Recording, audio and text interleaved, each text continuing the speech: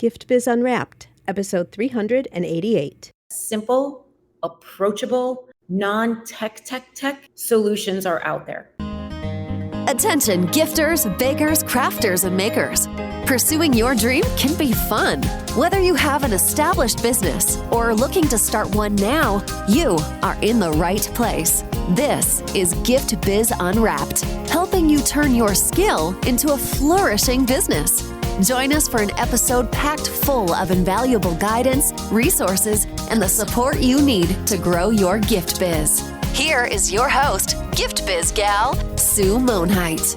Hi there, it's Sue, and thanks for joining me here today. New to the show? Welcome! I'm so glad you're here. In these past 7 years, we've covered a lot of ground. How to start and grow your business, stories from many of you who have done just that, how to choose and use social media sites, build your website. Oh my gosh, there is so much information here for you, but not necessarily easily at your fingertips. So I've created a tool for you that categorizes by topic the episodes of this podcast, but only the ones that stay relevant over time. Because yes, there are some from past years that just don't make sense for us anymore today. The world is changing so fast, right? You can use this tool to zero in on whatever topic you need at the moment. Do you want to hear from others in your industry specifically? How about details on Pinterest or setting up an email strategy? You can now easily find the right episodes and create your own priority listening roster. Consider this your Gift Biz Resource Center at a glance. It's a Google Sheet, best viewable by your computer versus your phone. Make sure to look on the bottom where there are 5 separate sections for easy topic reference, kind of like chapters of a book. I've never seen another podcast do this, and I wish they would. It makes finding the shows that you need based on what you're working on right now so much easier. To access this free resource, go to giftbizunwrapped.com/topics. And speaking of topics, today we're talking technology as it applies to retail, which may lead you to think brick and mortar. While that's true, we spin the conversation around to digital retail, and in truth, in today's world, selling both online and in person brings the most strength to your handmade business. You'll hear a casual back and forth conversation on all of this, including many resources, best practices, and ideas to consider for enhancing your sales.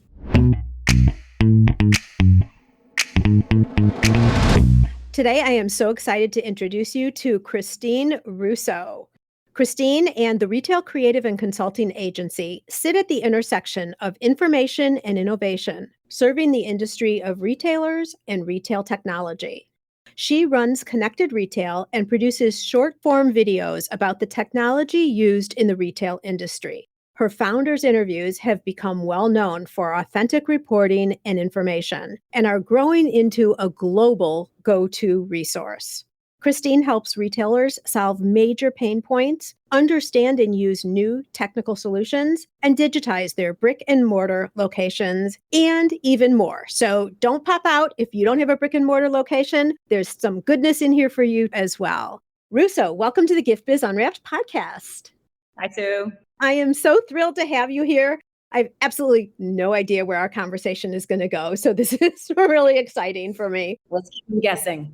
Yes, we're going to just keep guessing until we get started. But before we go anywhere, I'd like to ask you about my traditional question, which is a motivational candle. So if you were to share with us a little bit about who you are by color and maybe a quote or a saying or something that is a motto that's present in your life, what would that look like? Okay, so my motivational candle would be it would actually feel like a hug, because sometimes we just need a hug to keep going. And the scent that feels the most huggish to me is oud, O-U-D. So really anything with notes of oud, it's usually like our base. And sometimes they add some top notes onto there. But as long as it's got that woodsy, huggy, feel good scent to it, it keeps me going. It's the wind on my back. I think you want a color also, right? If one comes to mind and you want to give it, for sure. Well, it's this big time secret, which I guess is no longer a secret because I'm here talking about it. But my favorite color, I don't tell anyone. So seriously, Okay, nobody say anything. It's a secret for all of us. my favorite color is lavender. And I find it to have very ethereal and spiritual elements to it. It's associated with your highest level of chakras. And sort of, it takes me out of my own myopic space, makes me think bigger. So those two things keep me going. And then as far as the phrase, so I like to say when I'm up against like a challenge, and let's say listen, it's called work, like it's not play. So it's not always easy, but I like to tell myself, play chess, not checkers. So we're in this for the long game. We're in this for strategy. We may not get that move, but we're playing the longer strategic view. So you may lose some, but ultimately in the end, checkmate. Really important message, because I think a lot of people, when they hit their first failure, it's like, this didn't work. Maybe I'm not cut out for it. Automatically, they start thinking they should be jumping ship, and self-doubt comes in right away. Where if we're doing what you're talking about, where, yeah, it's the long game, chess moves, checkmate, what all of the strategy behind the entire game, not just each individual move, is what matters. I spent my first, I'm going to say 2 years. It might have been 3 years. So I was a corporate person, worked in corporate, started in one type of business and migrated over to corporate retail, and then went out on my own. And I spent the first 2 to 3 years on my own building my business in the absolute kind of mega, mega, mega highs and mega, mega, mega lows that entrepreneurship has. Oh my gosh, I can't believe I won this. Oh my gosh, I can't believe I lost that. They said they'd do it, yay. And it's for this price. Oh, they came back and they said, and the super highs and the super lows. At one point I said, that's it. I'm done with this. Like, okay, the successes are great. The losses feel terrible, but like I can't thrive. I can't be a good manager. I can't be a good strategist if I'm always way up or always way down. I'm done. I'm going to go right in the middle with a level head and just shrug when there's a great win and shrug when there's a loss, and keep the eye on the ball, the end result. Like, did you know that's how they walk a tightrope? They don't look down, right? They don't look at each footstep. They look at where they're going. Oh, no, I didn't know that. But that makes total sense, because if you look down, first of all, you get so disoriented. So look at the end game.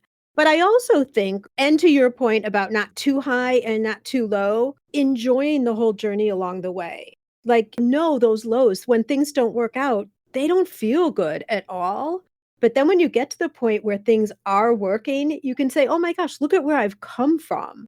Like 2 months ago, this is how I was feeling. I was so discouraged, and yay me for figuring it out and getting there. So it's all of that. So the strategy, the long game. There's actually a social media trend going around where it says, if you knew that you would succeed on the 27th try, on the 46th try, on the 52nd try, would you be willing to fall down, fail 26 times or 45 times or whatever the other number is, -1? And the answer always is yes. So how do you know when that success is coming?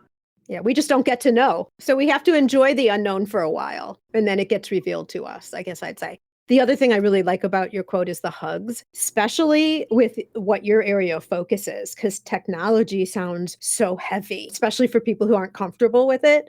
I see technology in our area here being a real barrier. People will just automatically say, I'm not good at tech.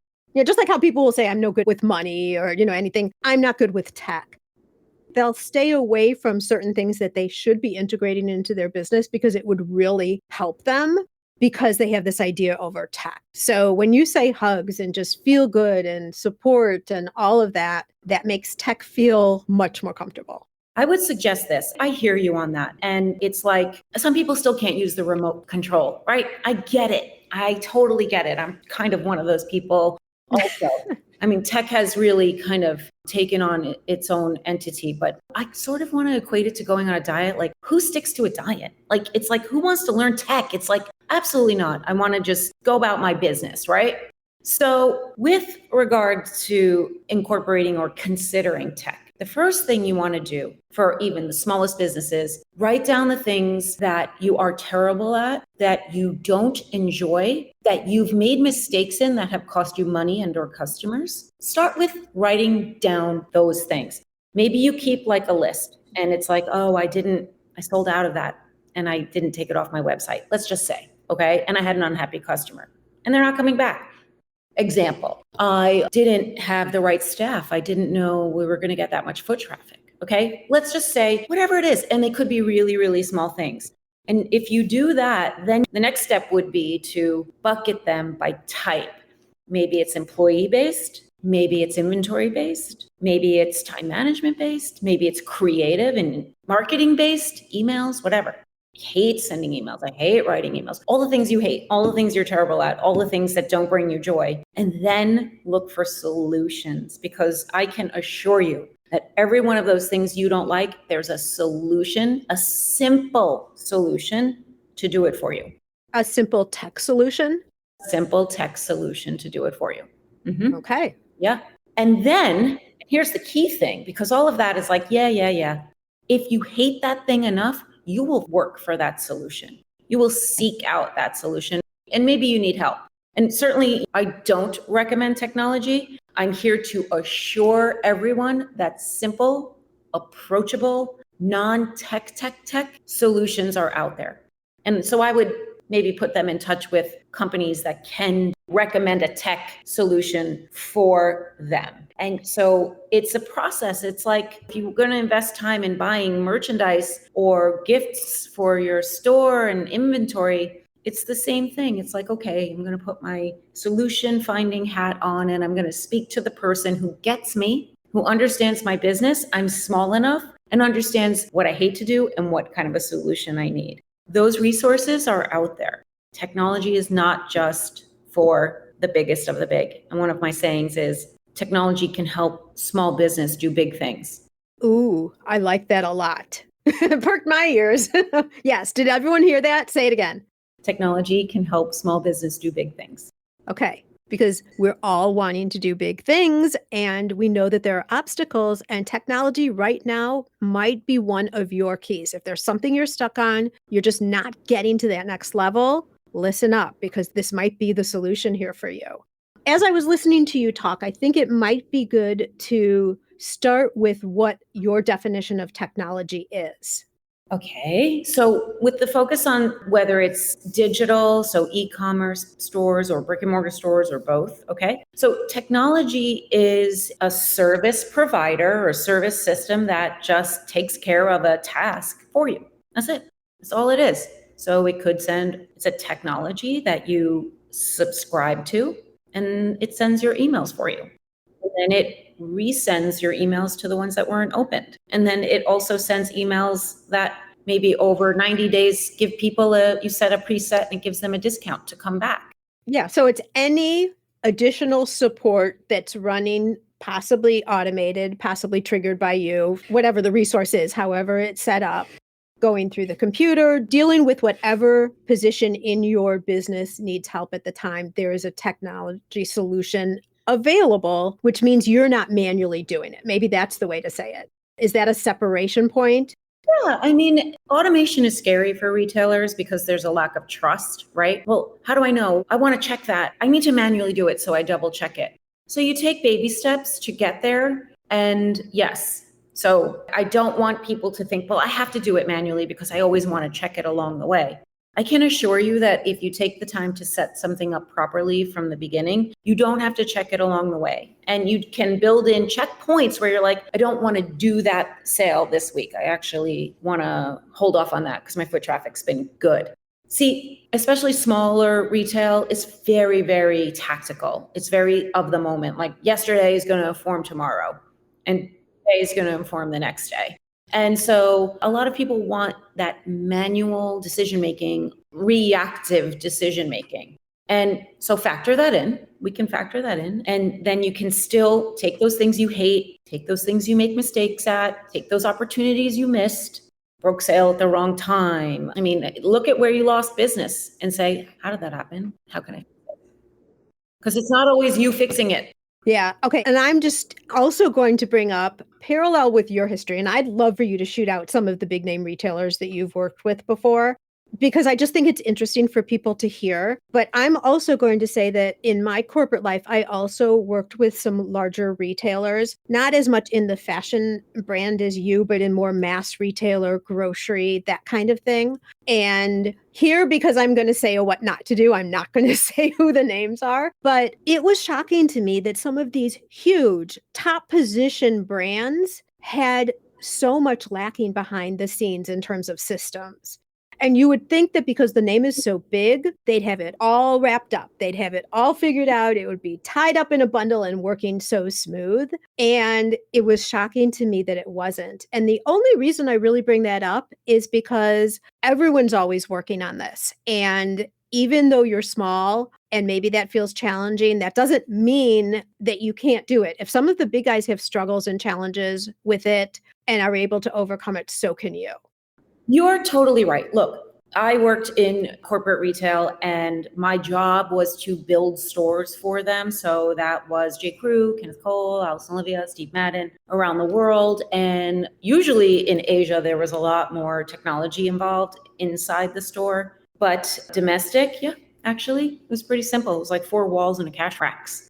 And it's crazy if you go into a Nike or an Apple, you go in and they ring you out right on their little device. You don't go to a cash wrap. That's how technology looks like inside of a store, simply speaking. And actually, based on POSs today, you can do that as well. You can be as convenient as Nike. Can you imagine? I mean, I can tell you that there are stores like the ones I worked at that do not do that, but you can. Yeah, I mean, I'm just thinking of different places where things got stuck. As simple as we know, our inventory says we have one more of these left, but gosh knows if they could find it, and in the back of the room, like where it was supposed to be, it wasn't there, but everyone said that you could find it. Things like that. Checkout centers, traffic flow patterns in terms of when to put employees in place because it's heavier times. So you want to staff up a little bit at that time. All of those things over to the point of when client recognition systems started coming in, like all the reward cards and all of that, which also helped start tracking. That's also technology, right? Great learning for all of us. So everyone's struggling and trying to do technology better, I think. But again, I just want to lay the premise that don't feel like if you're not a big brand, this doesn't apply to you. It actually can be a lot easier when you're smaller because you don't have to ask anybody for permission and justify why you want to bring a new thing in to use because you do it. You run the show. I left corporate retail and then I work with independent retail now. So I work with small businesses because I wanted to deal with the decision maker and just kind of move things along. Yes, no, okay, and we move on, right? So I definitely am very strongly entrenched in that community. My area is mostly women's apparel, but actually I'm part of an organization and they have a lot of craft stores and quilt stores and yarn stores. And we recognize that retail is of all shapes and sizes. And I'm really enjoying being part of that world. And like I said, I look through the lens of that size business for solutions. But some of the things you talked about, yes, are very solvable. I would say be very careful. Don't bite off more than you can chew. Don't get a bad feeling. Don't drown. Don't overpay. Don't be oversold something. But there is so much SaaS, SaaS stands for software as a solution. Okay. Tons of those options out there in all of the different categories we've touched on: inventory control, employee management, email, and you pay monthly. I don't know. We haven't really determined how many of the listeners have online stores, but you can have upselling and recommendations, just software as a service on your website. So they buy a candle and maybe they want like a cozy cashmere blanket to go with it. Okay. And that can be a suggestion. And that's done kind of automatically. Just like this is what's going on, if you really must know. All of the selling that was brick and mortar before really online selling, the clienteling, the communication, the client book, all those things have all been automated for digital e-commerce sites. Okay. So everything we did tactically is now available technologically for e-com sites. And then all the conveniences from e-commerce sites, like various forms of payment, being able to pay with either a QR code or your phone, are all going back into brick and mortar. I mean, think of it as like this is going this way and this is going this way, and everything's just getting better. So what happened, let me give you an example, is we were in lockdown, we shopped online, we had all this great checkout and payment options. Gosh, I could pay with Venmo, great. Or buy now, pay later, which increases the overall purchase, right? Because you're spreading it out or buying gifts, and it's just widely accepted right now. And then you go into a store and it's like, open your wallet, take out a card or cash and pay, and it's slow and you don't have other payment options. You don't have buy now, pay later. It's like you went back in time. You went back to like 1982. What? So the first thing you want to do is say, well, the customer likes these things when they go online and check out at walmart.com. How do I get that in my store? There's a ton of value for getting it in your store too, because you've just freed up space to put more product. So square foot allocation, sales versus support and services changes now because of technology. I wasn't even thinking that when we were getting started. Yes. And I also, what would you say, Russo, about, I don't see a fine line anymore between if you have a retail location, and I'm going to put this in for all of our makers who do craft shows, because that's also face-to-face selling. So I want to put that there versus having an online presence. We need both in this day and age, because if someone's coming into your retail shop, wants to repurchase but can't make it there, and you have that same product online, they can do a repeat purchase online. Same thing with someone who's looking at your website and all of a sudden see, oh my gosh, you're going to be at the farmer's market right in my community this weekend. So then they can come and see you in person, get questions answered, pick up the product right away, maybe sample some things. So I see both of these very much overlapping with each other. It's not just, oh, you're brick and mortar or you're online. The best practice as you evolve, like, of course, you don't necessarily do this all at one time, but is to have both of them, and they don't play independently. They overlap with each other. So the technology also allows you to take an experience someone's having at your craft booth. They click a QR code, register for your sweepstakes. Now all of a sudden they're on your email list. Now they're going to be able to get your emails. And what portion of that process did you have to do? Say hello, welcome them, show them the QR code, tell them the value of signing up. And that's it. And everything else then happens. And that just streamlines your whole opportunity to do more of those than the manual steps that we used to have to do in the past. You're absolutely right. And one thing that might either scare people or make them excited, hopefully make them excited, because a website can be very scary. So let's talk about digital retail. So people think, I have a store, I have a website is digital retail. So digital retail, one of the ways is a website, okay? There are many other ways, and some are very sophisticated. So we'll not talk about that. They require teams. We're not doing that. Let's take something that sounds like complicated, but it's really not, and it's a lot easier than a website. And that's, well, you have e-commerce, which is your website. This is called social commerce. What is social commerce? Social commerce is live streaming, selling, through, you sign up with a service provider that allows you to do that, okay? And there are many.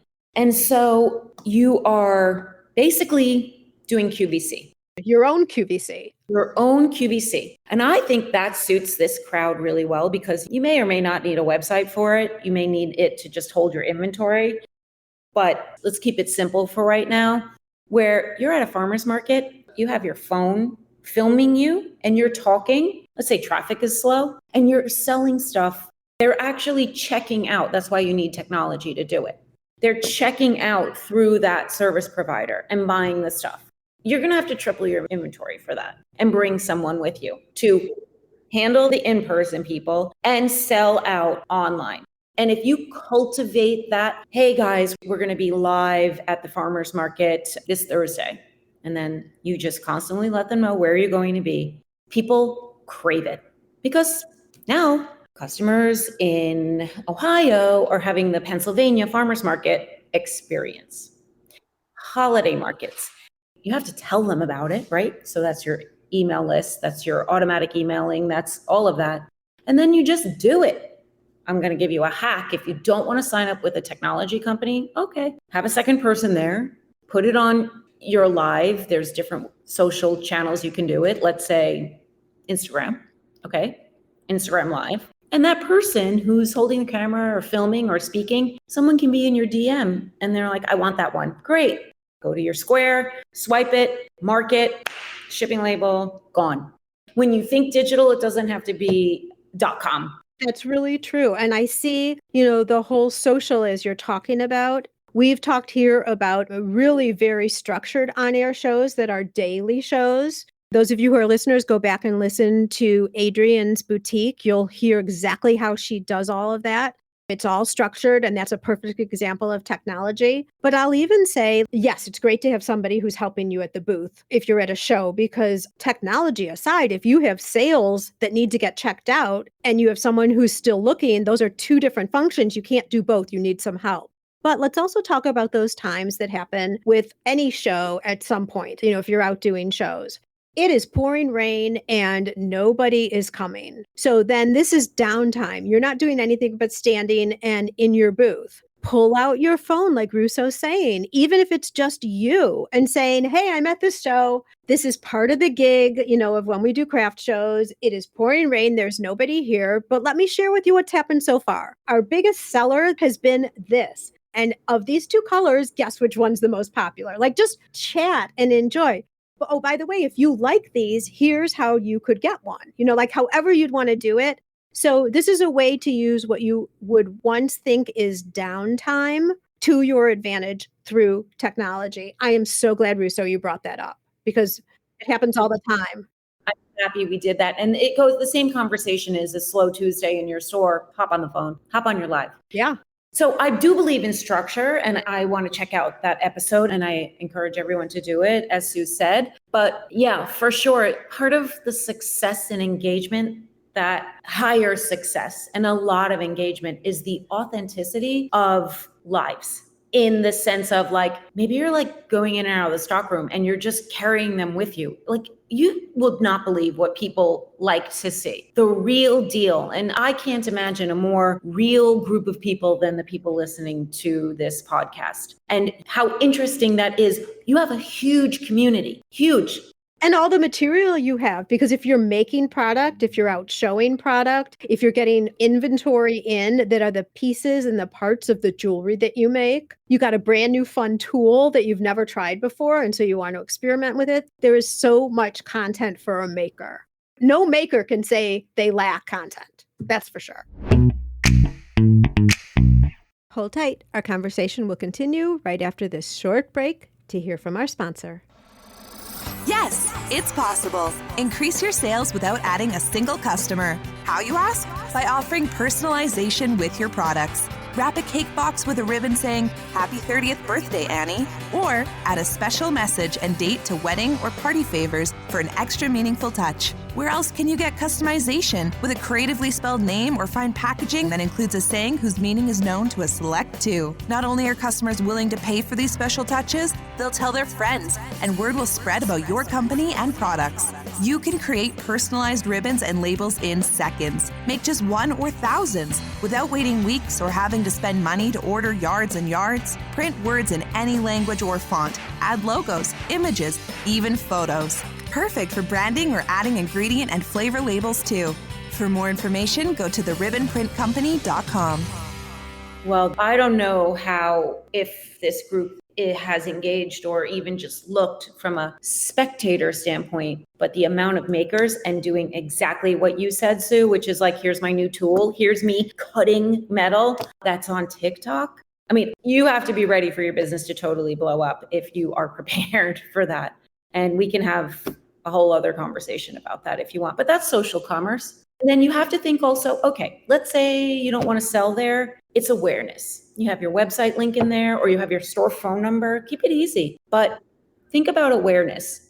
And people are actually interested to see your process. I mean, I consider myself a maker, but I don't make everything. So I like to see what's behind what someone is making, like leather making, like belts and purses and all that. I wouldn't have the slightest clue. That would be so interesting, just a little peek. But you know what happens is a lot of people are like, well, I'm not going to give away how I do this. It's out there. It's already out there from somebody, right? Everybody is showing everything on TikTok. Yeah. And that's why I really kind of lean towards authentic truth versus, gatekeeping, polished, scripted You want to be really careful. And part of it has to do with your customer base, but they're generationally Gen Z, millennials, they want it as real as possible. And I've seen a ton of leather making on TikTok and it's fascinating. They burn it, they do this, they file it. I mean, it's kind of incredible. They're not hiding anything. And you have the opportunity for people to fall in love with you then, because no one else can be you. I mean, this is the thing I try to remind everybody, including myself, when I'm doing these reminders, it's not just for everybody else, it's for me too, but is that pretty much everybody can duplicate something that you make. Now, it's not necessarily like if you draw, your style is different, but there are other people who make greeting cards or other people who do watercolor or, whatever, different styles, right? But nobody can recreate your personality and the way you communicate and the way you talk and the way you show up. And when you start doing lives, people gravitate to you who feel comfortable with you, like your style, and then they want to support you and buy from you. And you can't do that with just static posts, even carousel posts. Lives and videos are where you get that across. I totally agree. Video is so much more engaging. I just want to add one more thing to the authenticity conversation. And then one more thing in case people are like, I could never, because I could never is not what we do here. So when you think about if you're going to show creating, or if you think about create, what you want to do is it's not just create, it's create and educate. I follow a watercolorist. I bought watercolors. I don't work her. She's like, we're going to make a sky and an ocean now. I'm like, I'm doing that. I bought it. Did I ever do it? No. She's like, you do this, you do that. I mean, you have to have confidence in your ability as a creator and artist to really engage with people with your product and not gatekeep and worry that you're going to be copied or whatever. But there's a real process sharing. So think about create and educate when you think about videos and content. And then one more thing, I can't do that. I can't be out there. I don't want people to fall in love with me and my style, as you said, Sue. You can do all of this and still be off camera. Believe it or not. You can have video with your voiceover, with zoomed in over your process or whatever it is. You can even not have your voice. You can have text read by the app. So all of those hurdles, and they are real. We don't like to hear our voice and see ourselves. It's just not, we all kind of feel like, they've taken away all the excuses to really kind of get out there. Darn, they've taken away all the excuses. Get yourself a huggy candle and just jump right in. There you go. Perfect. Okay, to make this actionable for people who are listening, if someone was just, I don't even know if this is going to be able to be answered, but I'm going for it. If someone was just starting their business, are there a few core either recommendations you already have or just the section of the business, things that they should start with? You know how people are, they like following step-by-step instructions. So are there certain things when you're just starting your business, maybe 3 or 4 that you should be looking at, not necessarily all at once, one by one, but that you should be including in your business? What kind of business? A maker business. So someone is selling, they're a knitter. So right now they're only selling products. They're not educating, not doing patterns and anything like that. They're just starting. Because I guarantee you, whatever you say here, if you have an answer to this, there will be people who have businesses that are more established farther along who don't have these included either. Okay. Which is fine. That's why we're doing this, is what would you suggest people make sure to start with? So in this example, it's a knitter with finished goods that they've created. Mm-hmm. Okay. So the most important thing is sales, right? We want to get sales. So how do we eliminate the boundaries to that and raise awareness? So the first, obviously you need a social media account, right? Everyone needs Instagram, got to do it. It's an e-commerce, like hiding e-commerce place. You got to get into that, right? You must have that. You have to have a landing page, one page that kind of is a video of you in slow motion creating something. And it's a button that says, click here to learn more. It doesn't have to lead to a list of products. You can just actually click to your email. Want to learn more? Go here. Those are both really simple starting places. Now, let's say the creator has a bunch of product, right? There's product. Have you heard of Fair? Oh, yeah. Open a Fair account. Now, Fair, the financials of Fair are whatever they are, but... Which means you'd be going after wholesale then, not direct to consumer, if that's your strategy. Well, actually, let's back up. I love wholesale, and wholesale is back. So wholesale, as far as launching a business, is back. Mm-hmm. So awareness among other stores, other entities, I think is important, Mm-hmm. depending on the business, the pricing, et cetera.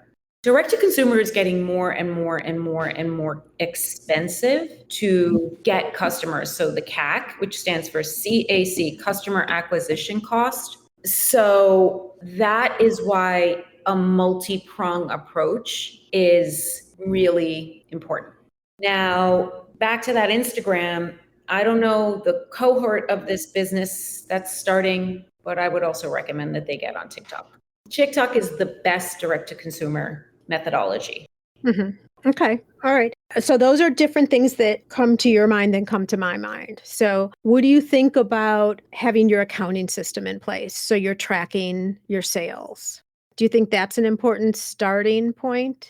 Well, there's inventory and there's invoicing. And Right. unfortunately, in our world, they're two separate things and it's terrible. It's really awful, actually. What I would do for someone starting their business, because Shopify just added wholesale, open a Shopify account. You can do your retail there. I mean, it's like crazy. It's the one. It grows with you. So they have your direct to consumer business. You can add on so many apps, which getting back to technology, like Right. easy peasy. So you've got the direct to consumer. They just added wholesale. Okay. And then through Shopify, you can actually integrate with, let's say, a fair. Or you can use the wholesale piece of Shopify if you wanted to in your own hometown, target stores and say, would you carry my stuff? Do you like my stuff? And then think about trade shows, right? To reach those stores. Maybe you could go to trade shows with your product, not inventory, but like you go with your samples and you reach them that way. So there are gift shows. You know about the gift show, right? In Atlanta. Oh, yeah. We actually exhibit at some of those shows. There's gift shows all over the country. Gift shows, candy shows. Oh, yeah. The New York Now. All of them. Yeah. Yeah. One of a kind shows, all of those. Some are direct to consumer, some are wholesale. But I'll tell you, the direct to consumer, there are a lot of smaller boutique owners who go looking for people to place their products. And I just thought of this too. If you guys go back a couple of episodes back, we're talking about Stockable, which is similar to Fair, but very much geared to brand new wholesalers. So if you're interested in wholesale, go back and listen to that one too. Stackable. I'll check it out. Stockable, Stockabl. Okay, great.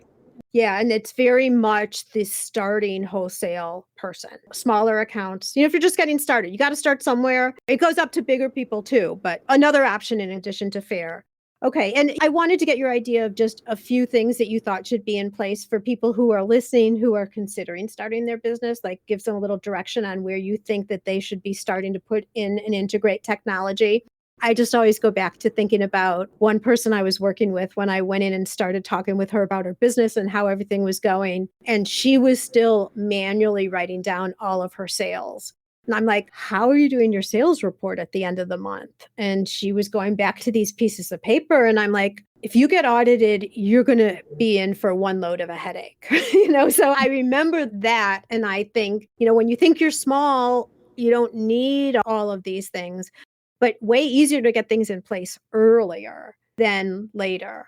I would take that a step further because reconciling sales at the end of the month, you just look in your bank account. That's what people do. The issue here is, are you investing in the things that are selling and growing your business where it should be? So the most important documentation and why you need to have a system. And yeah, I feel like people open their eyes and first go, let me start a business. I'll go on Shopify and then figure out what they want to do.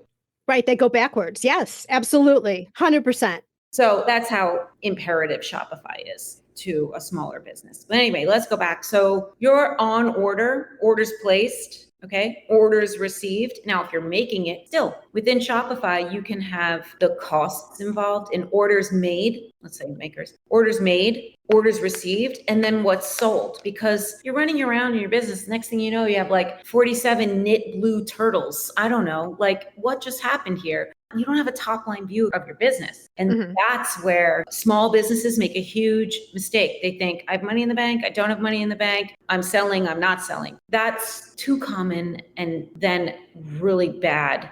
A bad habit that gets hard to break because all of that upfront paperwork, let's talk about stuff you don't have time for, finding new technology and doing the upfront paperwork. Both of those help you actually thrive and be profitable. Saves you time in the long run, but not in the short run because you have to put it up, get it set up. But then once it's set up, you're saving time forever. You're saving time, but you're making money. Okay. So Yeah. the thing about profitability is not money in the bank, right? It's actual profit. And you need the right record keeping going into the business to understand if you're actually making money. And that has nothing to do with actual cash flow. So the thing about quote unquote retail selling makers, it's like a lot of math and a lot of accounting that everyone hates because you want to be a creator and you want to be an artist and you want to curate your store, your line, your vibe. Well, unfortunately, you have to do the other things if you really want to be profitable.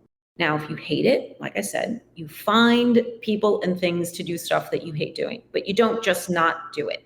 That's the first thing I took off my desk when I started my first business was a bookkeeper. Like I can do the numbers. I know how to do math. I had my software that I was using, but did I want to do it? And did I want to do data entry and reconciliation and all that? Gosh, no. And that sounds so like, it's like, oh my gosh, I'm not ready for that. I'm not ready for that. But it could be an hour a month someone has to do if you're just starting out. So affordable for you. And then as you grow, then their time grows. Right. And that's replicable with lots of different things. Some things you want to keep for yourself and some things, you want to hand out as you grow. So, okay, this has been wonderful. You talked a little bit, Instagram, TikTok, of course. We talked about Fair. I added Stackable. I love that you are a partner advocate with me with Shopify for sure. Are there any other programs that you just by name want to spit out for everybody, just for them to think about? So for that live selling, one of the easier ones for smaller business that they might want to check out is called Comment Sold. Mm-hmm. One for small business, but there are Comment Sold was kind of the first one, but now there are lots and lots and lots. And some of them are too expensive. So they're too big. They're like for big. But Comment Sold, the fees are very affordable. Yeah. And that's the one I was mentioning when I was talking about that other podcast that I did. Vicky uses Comment Sold. So she does a live show every single day. So you guys could go into her live show and see how Comment Sold works from a customer end. Super easy there. They actually got bought. So. Oh, they did? Yeah. So they just added within the website video selling. It's kind of a big technology. Oh. It's for an established, if you're established website. But there's nothing I love more than when you can grow into a technology and not like have it work for you now and grow out and find new. Ugh, it's the worst. Like when they span from like small to, they can actually partner with you as you grow. I agree with that totally. What about some type of a CRM platform? What do you recommend for people there? So let's say they're on Shopify, right? For someone their size, a lot of people use OmniSend, which is an email system, but also what I love is segmentation, but it has to be simple. So in this world, maybe there's like a lot of gift givers, but then there are a lot of people who want to buy for themselves. So you can see when you have people come around every like November and then they don't come around any other time because they're going to be a gift giver, right? Yeah. So with OmniSend, are you able to figure out where their purchases are by time of the year, or are you tagging them based on when they're purchasing? No, they do it for you. Okay. So it's a more advanced level of something like MailChimp. It's more advanced. It has more features than something like MailChimp. It's the same. Okay. All of those like CRM email things are commoditized. Okay. Mm-hmm. So what does that mean? They're all the same. So your choice should come down to what is easier for you to use and the cost and their customer service. Like if you have problems, that's it. So MailChimp's just as good. Okay. All right. Okay. Wonderful. Well, I think that's given people a start. And for those of you who are listening who are like, CRM, I've got it. Bookkeeping, I've got it. I'm doing lives. I got it. I'm on Instagram. I'm everything. And I'm wholesaling. Then kudos for you. You've got it all covered. This has been wonderful, Russo. What else would you like to say just in summary to our audience? And then also, what do you offer? And if there's something that you think that would be valuable for us to know about you, where would we go to find more? Oh, that's great. So first of all, I am in the business of advice. So anyone can email me and be like, hey, I liked what you said about that. Who should I speak to? I'm not in this like pay for play gatekeeping world because I'm in it for the community. So anyone can email me if they want to ask specific questions. My email is Christine@rccagency.com. So there's that. I'm prolific on LinkedIn, but it's for more of a bigger retailer. So, but if they want, they can look up Christine Russo and get inspired to grow really, really big.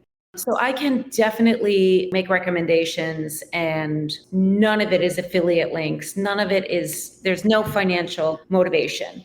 One of the things I would say that in terms of tier 2 level, and it sounds like you do have some pretty sophisticated businesses and established businesses, is Yes. one of the most overlooked aspects of getting help outside of your own amazing skill set is inventory planning. Okay.